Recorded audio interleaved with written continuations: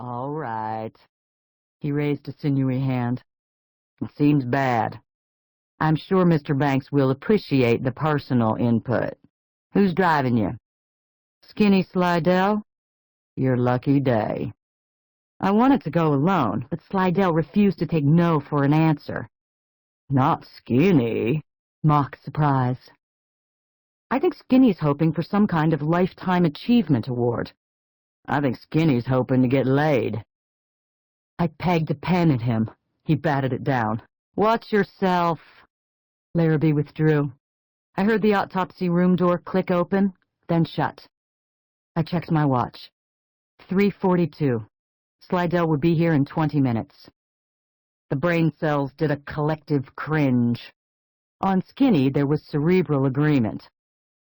I shut the computer down and leaned back in my chair. What would I say to Gideon Banks? Bad luck, Mr. Banks. Looks like your youngest gave birth, wrapped the tyke in a blanket, and used him as kindling. Good, Brennan. Whammo! The visual cell sent up a new mental image. Banks pulling a Kodak print from a cracked leather wallet. 6 brown faces. Close haircuts for the boys, pigtails for the girls, all with teeth too big for the smiles. Zoom out. The old man beaming over the photo, adamant that each child would go to college. Did they? No idea. I slipped off my lab coat and hung it on the hook behind my door. If the Banks kids had attended UNC Charlotte while I was on the faculty, they'd shown little interest in anthropology. I'd met only one. Reggie, a son mid-range in the offspring chronology, had taken my human evolution course. The memory cells offered a gangly kid in a baseball cap, brim low over razor-blade brows. Last row in the lecture hall. A intellect, C+ effort. How long ago? 15 years? 18? I'd worked with a lot of students back then. In those days, my research focused on the ancient dead, and I'd taught several undergraduate classes.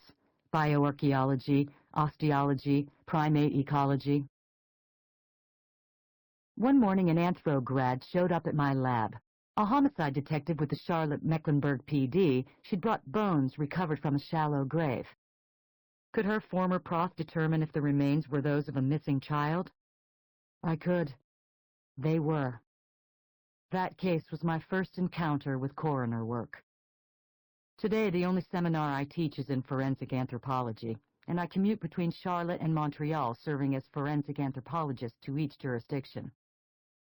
The geography had been difficult when I taught full-time, requiring complex choreography within the academic calendar.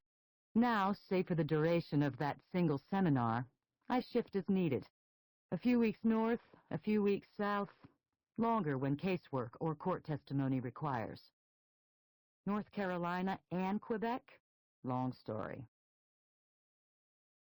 My academic colleagues call what I do applied. Using my knowledge of bones, I tease details from cadavers and skeletons, or parts thereof, too compromised for autopsy. I give names to the skeletal, the decomposed, the mummified, the burned, and the mutilated, who might otherwise